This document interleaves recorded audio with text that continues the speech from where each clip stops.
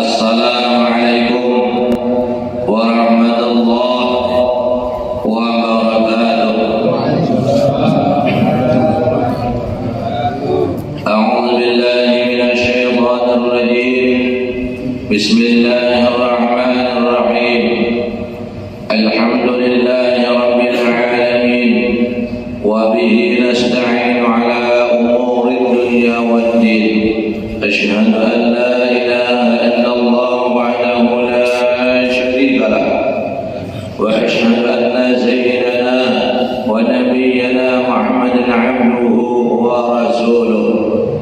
Allahumma salli wa sallim wa barik ala sayyidina Muhammad wa ala alihi wa ashabihi wa man tabi'ahum bi ihsan ila yaumil din, amma ba'd.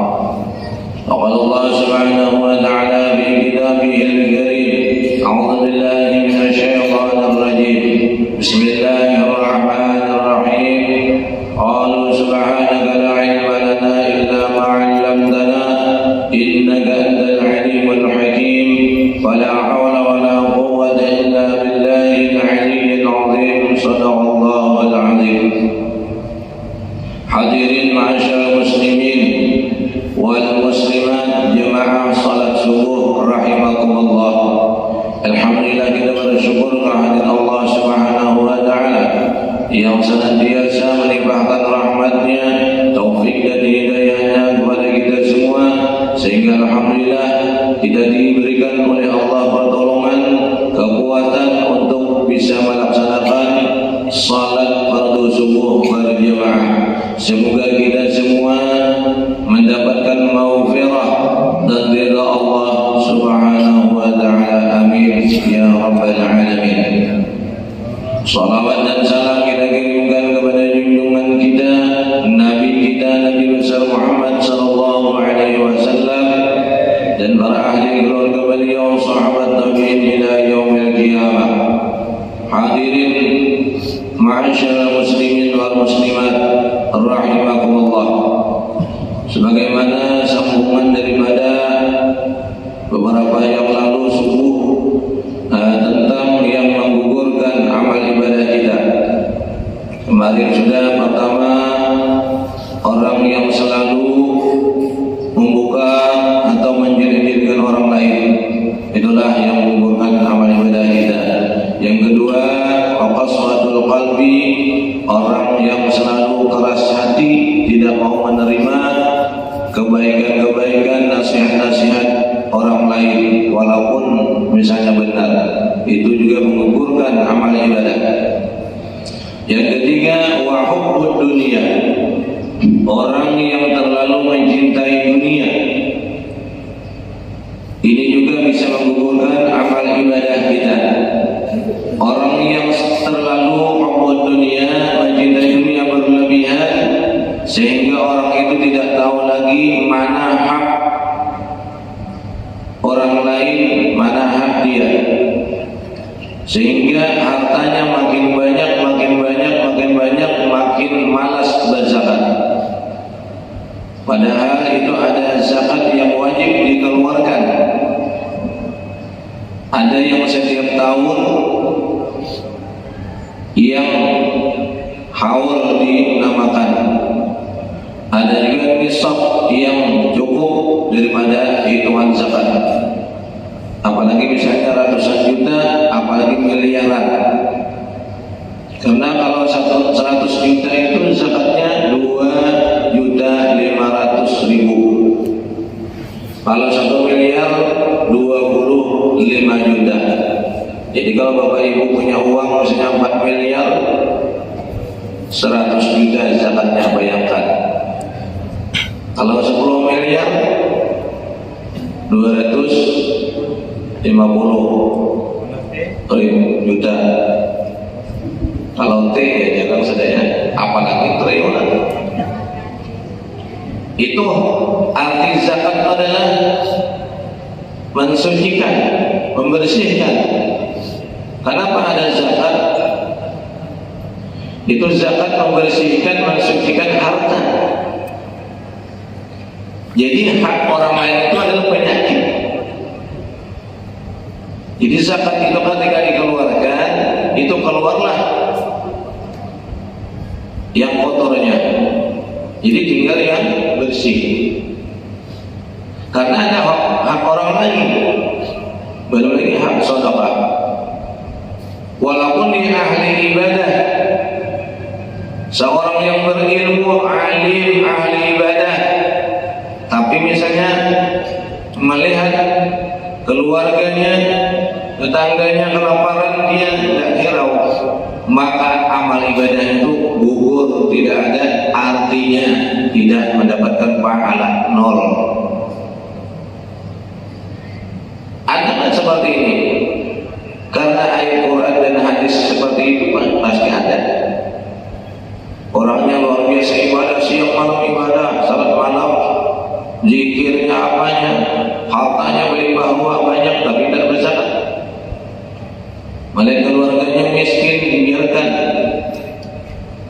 ibadahnya habis, tidak diterima. Makanya di dalam kitab Irsyadul Ibad ila Sabilir Rasyad itu ada satu kisah hikayat orang yang tidak mau mengeluarkan zakat ketika hidupnya, maka ketika dia meninggal, begitu digali kuburnya, mau ditanam, mau diturunkan mayatnya, penuh dengan ular yang berbisa, ular kobra. Sudah mulutnya ke atas, sudah mau menerkam ini. Akhirnya bilang keluarganya, coba digali lagi yang kedua kuburnya. Selesai digali, mau diturunkan mayatnya, kuburnya penuh dengan ular yang berbisa lagi. Akhirnya digali lagi yang ketiga, sampai 7 kali bikin kuburan, 7 kali menggali lubang kuburan.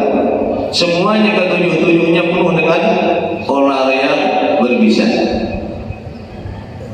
Orangnya ahli ibadah, berilmu, ibadahnya kuat siang malam, zikirnya. Sekali ditanyakan, kenapa seperti itu? Kata keluarganya, dia tidak pernah mengalokkan zakatnya. Jadi kalau misalnya banyak harta tuh, apalagi misalnya habis, umpamanya karena penggusuran, penggusuran misalnya dapat 1 miliar, ya kan? Itu jangan lupa zakatnya. Diniatkan yang benar. Jangan sedekah gitu, itu lain zakat. Zakat itu ada aturan, dihitung secara detail. Kalau 1 miliar kan sampean menjual misalnya lahan apa kan, jual sawah kan, 1 miliar atau 4 miliar, 4 miliar kan 100 juta zakatnya dikeluarkan. Itu bukan untuk kita, untuk orang lain. Ada hak di situ, 8 macam. Nanti itu panjang kisahnya itu 8 macam itu. Ternyata ada haknya lah, hak orang lain. Ma'asyiral muslimin rahimakumullah. Makanya di dalam kitab yang lain dijelaskan, orang yang terlalu hubbud dunia itu mereka mencita-cita supaya panjang umurnya, tidak kepingin mati karena sayang, karena pikirannya harta. Makanya orang yang banyak hartanya, tidak mau zakat, tidak mau sedekah, itu terlalu mencintai dunia. Akhirnya dia enggan mati. Kalau bisa dia tidak mau mati selamanya. Kalau bisa, enggan mati dia, ingin hidup selamanya. Dan ada juga yang tidak mau hidup, ingin mati. Ini orang-orang yang putus asa dengan rahmat Allah. Dia berusaha kesana sini, modal segala macam, sudah jualan ini itu dan sebagainya, tetap aja rezekinya serba kekurangan. Akhirnya dia putus asa. Kalau begini mati aja. Nah, ada juga orang yang sakit lama beberapa tahun, akhirnya dia memutuskan, kalau begini ya Allah matikan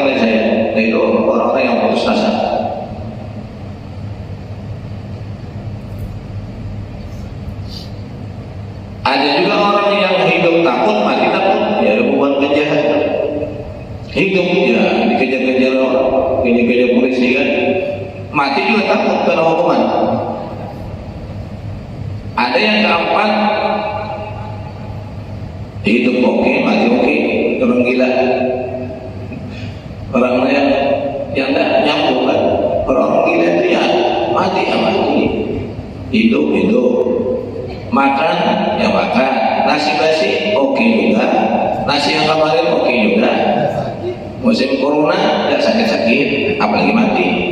Belum pernah ada 2 tahun ini yang musim corona paling parah adalah pengumuman di rumah sakit orang gila mati karena corona.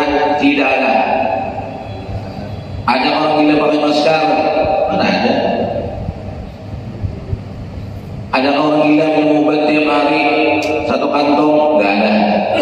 Hidup aja, hidup sehat walafiat. Bayangkan.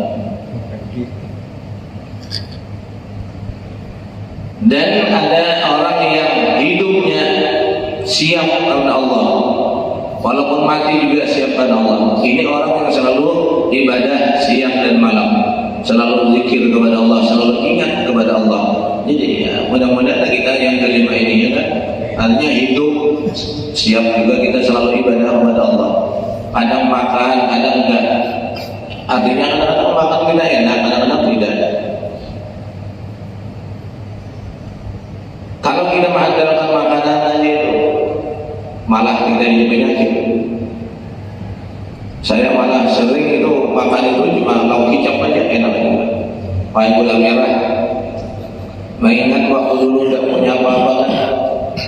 Kalau kita pergi ke sawah itu makan nasi dingin, bawa nasi dingin ke kayak kepala kucing.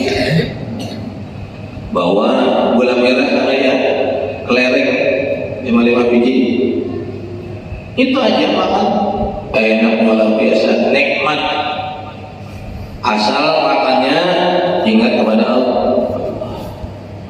Orang bahari itu, orang saleh itu sebelum makan itu setiap makan menyuap itu Bismillahirrahmanirrahim suap, Bismillahirrahmanirrahim suap. Bahkan ada orang saleh menggigitnya makanan dulu, mengunyah itu 40 kali kunyahan baru ditelan. Kalau kita langsung masuk Bismillahnya lupa ya. Makanya orang bersyukur kepada Allah itu bukan sekadar syukur kita aja, syukur kita ini alhamdulillah ada rezeki, bukan seperti itu. Orang syukur itu melihat kenikmatan, melihat air mau buka puasa, melihat makanan kurma walaupun 1 biji ketika buka puasa. Waktu melihat itu sudah ingat kepada Allah. Walaupun ini dari mertua, walaupun dari tetangga, masih itu ingat secara zahir. Tapi hati kita, alhamdulillah ya Allah, Engkau memberikan ini tadi makanan bukan bagi di kurma, air minum. Kalau tidak ada air apa? Ya kan? Begitu kita ingat kepada Allah tentang itu nikmat yang kita mau makan, belum dimakan, belum disuap, belum diminum airnya. Kita ingat dulu kepada Allahnya dulu yang memberikan. Baru hati kita gembira, sejuk. Kan banyak orang yang makan lauknya ayam, daging sudah masuk dia cemberut mukanya. Kenapa? Masih ada yang kurang. Jadi kalau kita benar bersyukur itu, makanan itu akan dilihat ingat kepada Allah hati kita dan gembira, hati kita senang senyum. Baru memuji ya Allah, baru ingin membalas kepada Allah, zikir, ibadah, segala macam. Itu harus bersyukur. Makanya orang hubbud dunia, kalimat hubbud dunia, lupa akhirat. Banyak yang luar biasa mencari harta, bukan tidak punya. Justru orang yang banyak harta itulah digoda oleh syaitan supaya lebih banyak lagi. Kata iblis, jangan kamu berhenti, nanti habis punyamu. Nah, dibisiki sudah itu di hati kita. Akhirnya makin banyak, tambah banyak, gak sempat lagi sholat, gak sempat lagi ibadah yang lain-lainnya, gak sempat ikut tarawih segala macam, karena saking banyaknya harta sudah diurusi. Itu orang itu walaupun dia ibadah percuma, sudah tidak diterima karena kaliwat sudah. Tidak pernah zakat, tidak pernah sedekah, tidak pernah ingat keluarganya yang miskin. Kalau ada keluarganya, saudaranya mau pinjam uang biar 100.000, nada,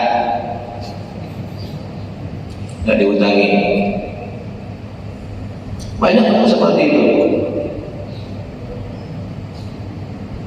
Bahkan ibaratnya itu laku sama orang lain daripada saudara kita bahasanya, ya kan? Ini orang-orang yang disebut hubbud dunia. Kemudian yang keempat, wa qillatul hayai, yang bisa menggugurkan amal ibadah kita. Wa qillatul hayai, yaitu kurangnya rasa malu, sifat malunya sudah kurang, sudah hilang sudah.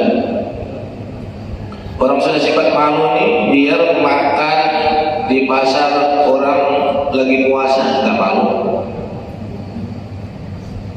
Kalau orang tua kita dulu ketika bulan Ramadan, ibu-ibu ketika haid kan boleh nggak puasa, tapi di luar bulan Ramadan wajib membayar.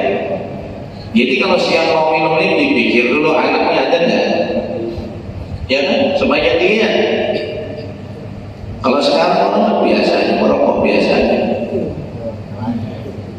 ya sekarang bisa, masih sehat, masih kuat. Nanti kalau sudah sakit baru menyesal atau mati mendadak, apa sudah? Bilang malaikat ini yang merokok di pasar kemarin, udah bau. Bilang malaikat ini yang makan-makan di pasar puasaan, kamu ini makan-makan. Maka kalau sedalam kubur itu kalau disiksa, sekali aja malaikat memukul itu tenggelam ke bawah bumi 70 hasta. Sekali pukulan malaikat dalam kubur itu, sekali mukul aja itu 70 hasta tenggelam ke bawah bumi. Dan kalau itu kubur menjepit, itu sampai terselisih tulang yang di kanan antara kiri, tulang di kiri yang antara kanan. Sanggup nggak seperti itu kita? Digiling kayak penggilingan bintol. Mending sekarang aja kita, ya kan? Ya taubat, ibadah. Walaupun kita artinya tidak usah mikir pahala lah. Yang kita pikir dosa kita selama ini diampuni Allah, sudah syukur, sudah salah pahala urusan belakang. Bukan tidak mau pahala, ya mau. Cuma malu kita ingin pahala dan sesuai ibadah kita gitu. Kita ibadah mau cepat, ya kan? Mau cepat selesai. Wah ini, ya ini jam 9 sudah belum selesai. Ini taruh ini, apalagi witir ya. Mau cepat. Kalau kita ngobrol 1 jam 2 jam, coba ya kan kita. Kalau pesimis itu uang bisa jadi 10 baru bulan. Tidak terasa kan? Nah jadi waqilatul haya ini orang yang sudah kurang rasa malunya. Makanya kata Rasulullah, la imana liman la haya lahu. Tidak sempurna keimanan seseorang yang tidak mempunyai rasa malu. Hari Jumat orang sudah ke masjid semua salat Jumat, biasa aja di rumah nongkrong di teras misalnya, bilang ke tetangga, udah ke masjid, ayo malas aku. Nah ini sudah berarti tak malu ya kan? Padahal kalau mau misalnya nggak mau, nggak pingin juga ke masjid, bersimpanlah dalam kamar sendiri itu, tidur ke apa, biar orang tidak lihat, biar anak-anak kita tidak mencontoh, gitu. Biar tidak menjadikan fitnah orang, gitu. Bersimpan. Jadi orang yang tidak ada malunya merokok, makan, minum, ini bukan anak-anak, orang tua. Padahal kita ingat di dalam cerita, hikayat, kisah di dalam kitab Rasulullah SAW berpuasa itu di zaman dulu seorang anak Nasrani dia makan-makan siang bolong, itu dihantam oleh orang tuanya, diajar, kamu ini makan-makan di bulan Ramadan, dan tahu kalau umat Islam lagi berpuasa, kamu tidak menghargai. Anaknya orang Nasrani saking menghormatinya agama kita. Sekarang umat Islam sendirilah yang menginjak-injak agamanya sendiri. Makanya bila ada orang di pasar makan merokok, dia itu menginjak agamanya sendiri, menghina agamanya sendiri. Jaga nanti ada waktunya sehatnya sudah habis, sakit, ya kan? Umurnya nanti habis, mati, itu aja nanti tanggung sendiri, ya kan?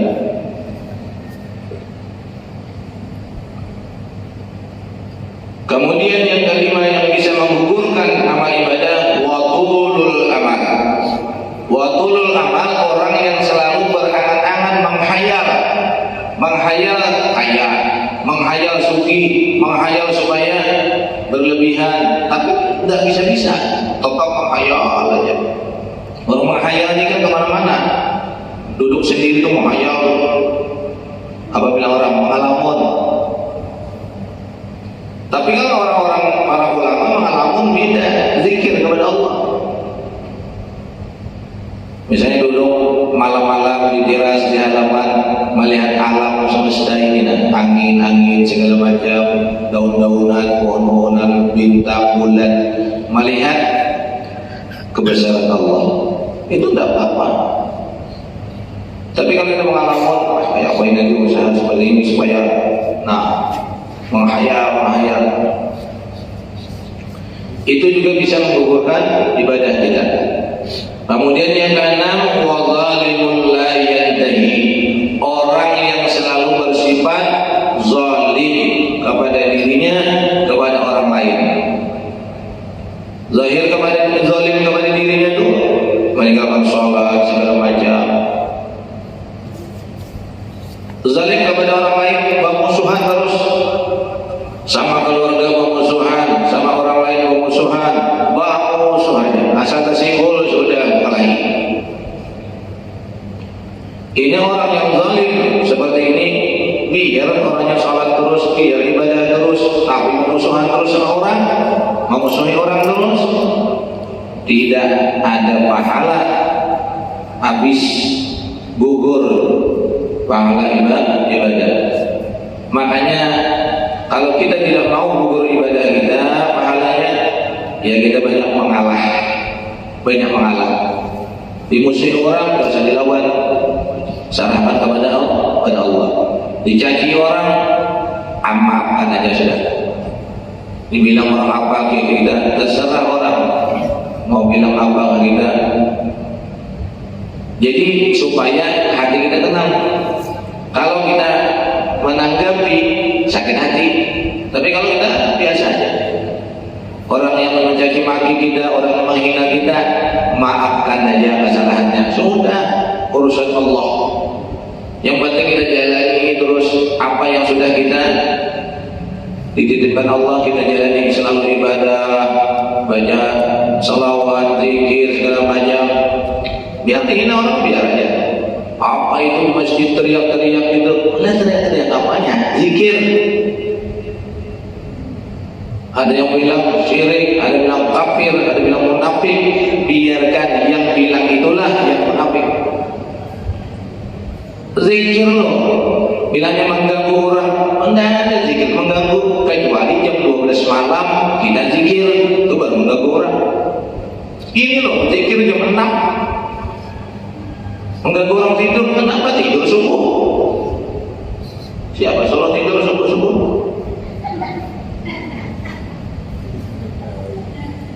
Jadi orang yang menghina zikir itu orang munafik.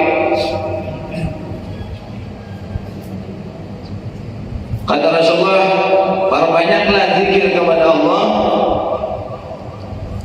hatta yurauna munafiqun. Walaupun orang-orang munafik mengatakan kamu itu riya. Di lain hadis, hatta yurauna munafiqun al-majnun. Walaupun orang-orang munafik itu mengatakan kamu itu gila, biar aja. Oh itu masih ada taubah, berzikir, nyarinya hubungan gila-gila itu buat munafik. Biarkan aja. Dia yang mengatakan itu dan gila, dia mengatakan Allah munafik. Tidak zikir itu disuruh oleh Rasulullah sebanyak-banyaknya. Allah juga dalam Al-Quran menyuruh kita zikir sebanyak-banyaknya agar kita nantinya harapan kita adalah supaya mati dalam keadaan zikrullah kepada Allah. Akhir kalam kita mengucap la ilaha illallah, sehingga mudah-mudahan kita semua dan ahli keluarga kita mati dalam keadaan husnul khatimah. Amin ya rabbal alamin. Ampun maaf, mudah-mudahan ada manfaatnya. Wabillahi taufiq wal hidayah.